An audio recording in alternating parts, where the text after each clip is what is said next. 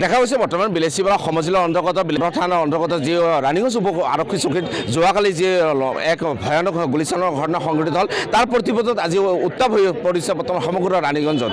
আৰু এই ৰাণীগঞ্জ আৰক্ষী চকী উপ আৰক্ষী চকীৰ সন্মুখতে এক প্ৰতিবাদী কাৰ্যসূচী গ্ৰহণ কৰিছে বৰ্তমান বিভিন্ন দল সংগঠন তথা ৰাইজে। বৰ্তমান মোৰ কেমেৰা পাৰ্চন মই সতীৰ্থক সমগ্ৰ দৃশ্য মই দেখাবলৈ অনুৰোধ জনাইছোঁ।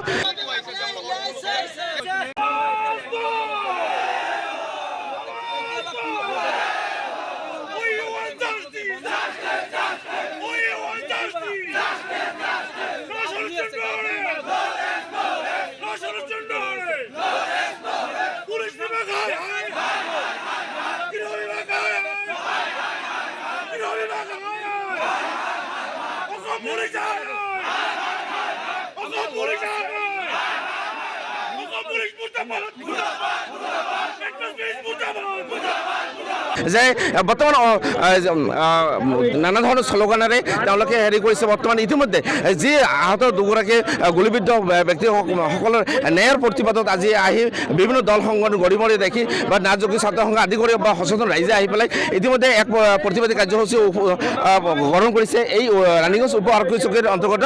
মই পোনে পোনে মই এগৰাকী গৰিমৰি দেখি জাতীয় পৰিষদৰ বিলাসীপাৰা জিলা সমিতিৰ মই এগৰাকী নেতাক লগ পাইছোঁ। হয়, আজি দেখা গৈছে ৰাণীগঞ্জ উপ আৰক্ষী চকীৰ সন্মুখত আপোনালোকে এক প্ৰতিবাদী কাৰ্যসূচী গ্ৰহণ কৰিছে। কি উদ্দেশ্যত বা কি কাৰণত চমকি দুখাৰমান? প্ৰথমতে যোৱাকালি যি ঘটনা হৈছে এই ঘটনাত আমি খিলঞ্জীয়া ঐক্য মঞ্চৰ পৰা গৰিহণা দিছোঁ আৰু ধিক্কাৰ দিছোঁ। কথাটো যোৱাকালি যি পুলিচ থানাৰ পৰা যি নাতি দূৰত যি ঘটনাটো ঘটিল এইটো যোৱাকালি নহয়, এইটো আগৰ পৰাই হৈ আছে। কিয়নো আমাৰ এই এলেকাত গৰু চুৰি হৈ আছে, ছাগলী চুৰি আছে, যিখিনি চুৰ কৰি আছে এই মানুহখিনি যিখিনি ড্ৰাগছৰ লগত চলি আছে এইখিনি মানুহে আগতো হাতীৰে আমাৰ ৰাণীগঞ্জৰ পৰা 2-3 জাক ধৰিছে, পুলিচবিলাকে তাতে শান্ত হৈ আছে। আৰু যোৱাকালি যিটো ঘটনা হৈছে এই তাৰে আনলৈ এখন মাজমজিয়াত এখন বজাৰৰ মাজমজিয়াত যি ঘটনা কৰিলে এইটো বহুত ধিক্কাৰজনক ঘটনা। আৰু এতিয়া আমাৰ ওবায়দুৰ ৰহমান, ৰতন ৰায় আৰু আব্দুল গফুৰ, যি ওবায়দুৰ ৰহমান আৰু ৰতন ৰায়ে যি লোৱাৰ আসামত বঙাইগাঁও লোৱাৰ আসামত চিকিৎসাধীন হৈ আছে তাতে বহুত সংকটকাল। ইয়াতে গৃহ বিভাগ যি বিলাসীপাৰা পুলিচ প্ৰশাসনত একদম ব্যৰ্থ।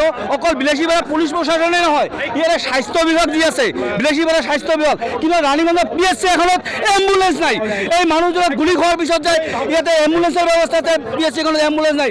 ইয়াতে SDM-টো নীৰৱতা অৱলম্বন কৰি থাকে। কিন্তু বাৰ আমি স্মাৰকপত্ৰ দিয়া সত্ত্বেও যে আমাক ডক্টৰ লাগে, এম্বুলেন্স লাগে এই মানুহে, তাৰ কাৰণে এই মানুহ দুজন যিজনে গুলিবিদ্ধ হৈছিল, নহ'লে এখন PHC যদি উপযুক্ত পৰিমাণে ডক্টৰ এম্বুলেন্স থাকিলে তেনেহ'লে কোনো আমাৰ ইয়াতে ট্ৰিটমেণ্টটো ভাল পালে হয়। আজি ইয়াতে সংকটজনক নহয়। এতিয়া আপোনালোকে কি বিচাৰে? আমি এতিয়া বিচাৰোঁ যে ৰতন ৰায় আৰু ওবায়দুৰ ৰহমানক যিহেতু ট্ৰিটমেণ্ট চলি আছে ইয়াতে আমাৰ অসম চৰকাৰৰ পৰা পুৰা ট্ৰিটমেণ্টৰ বিনামূলীয়া কৰি দিব লাগে। আৰু লগতে দোষীক কৰায়ত্ব কৰিব লাগে। দোষীৰ নামত নিৰহ সাধাৰণ ৰাইজক কৰায়ত্ব কৰি বাহ লোৱাটো আমি নিবিচাৰোঁ। ইয়াৰ আগতো আমি চাইছোঁ যে প্ৰত্যক্ষ কৰিছোঁ, আমি চাইছোঁ যে এজন বিনা দোষী মানুহকো ইহঁতক কৰায়ত্ব কৰিছে আৰু দ্বিতীয় কথা 24 ঘণ্টা হ'বলৈকে আজি এতিয়ালৈকে কি হ'ল কি না আমি একো গম পোৱা নাই। ইতিমধ্যে সংবাদ মাধ্যমত আমি দেখা পাইছোঁ যে দুজন ব্যক্তিক কৰায়ত্ব কৰিছে। কি জনাব? এই দুজন ব্যক্তি তো আমি এতিয়ালৈকে গম পোৱা নাই যে এই দুজন ব্যক্তি কোন হয় নে নহয়।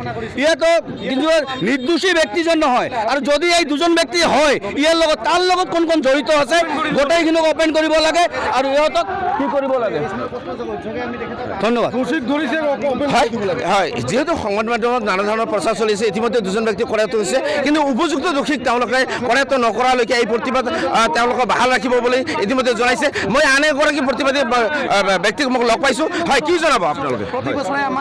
বৰ দুৰ্ভাগ্যজনক কথা, কালি যি ঘটনা ঘটিছে ৰাণীগঞ্জ থানাৰ পৰা 100 মিটাৰ দূৰত্ব নহয়, দুৰ্ভাগ্যজনক। কিন্তু ঘটনা হ'ল যে এই অঞ্চলত প্ৰতিদিনে ক্ৰাইম হৈ আছে, প্ৰতিদিনে গৰু চুৰি হৈ আছে, প্ৰতিদিনে গৰুৰ গাড়ী গৈয়ে আছে ৰাণীগঞ্জ থানাৰ সন্মুখেদি, সাবৰগাঁও থানাৰ সন্মুখেদি।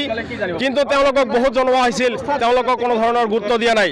কিহৰ কাৰণে? আৰু সেই যিসকলে ক্ৰিমিনেল সেইসকলে থানাত আহি তেওঁলোকক জমাইত কৰে, আদৰ সন্মান কৰা হয়।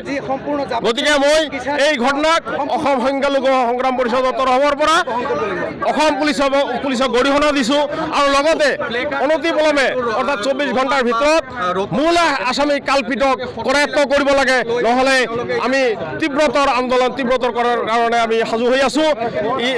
আৰু ক্ৰিমিনেলসকলক আমি প্ৰশাসনে দাবী জনাইছোঁ যাতে কঠোৰতম শাস্তি প্ৰদান কৰা হয়, আৰু দ্বিতীয়তে যাতে এনেকুৱা ঘটনা বিলেচিপাৰা চাব ডিভিশ্যনত যাতে নহয়, তাৰ কাৰণে মই বিলেচিপাৰা প্ৰশাসনক দাবী উত্থাপন কৰিছোঁ, অনুৰোধ জনাইছোঁ।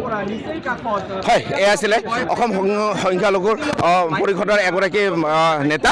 তেওঁলোকৰ এটাই ভাষ্য যে যেতিয়ালৈকে উপযুক্ত দোষী কৰায়ত্ব কৰা নাই, উপযুক্ত শাস্তি প্ৰদান নকৰালৈকে তেওঁলোকৰ এই প্ৰতিবাদী কাৰ্যসূচী অব্যাহত থাকিব। ইতিমধ্যে দেখা পাইছোঁ যে ৰাণীগঞ্জ উপ আৰক্ষী চকীৰ অন্তৰ্গত বিভিন্ন ধৰণৰ দল সংগঠন, বিভিন্ন ধৰণৰ ৰাইজ তেওঁলোকে ওলাই আহি ইতিমধ্যে প্ৰতিবাদী কাৰ্যসূচী গ্ৰহণ কৰিছে। ইতিমধ্যে তেওঁলোকৰ যে বাটপথ আছে তেওঁলোকে এটা বন্ধ কৰাৰ প্ৰয়াস ইতিমধ্যে চলোৱা আমাৰ পৰিলক্ষিত হৈছে। আৰু সমগ্ৰ দৃশ্য মই একমাত্ৰ DA নিউজ প্লাজৰ দৰ্শকক মই পোনপটীয়া সম্প্ৰচাৰ মই বৰ্তমান দেখুৱাই আছোঁ। যিকোনো খবৰৰ বাবে যোগাযোগ কৰক 7099017330 অথবা 7099017999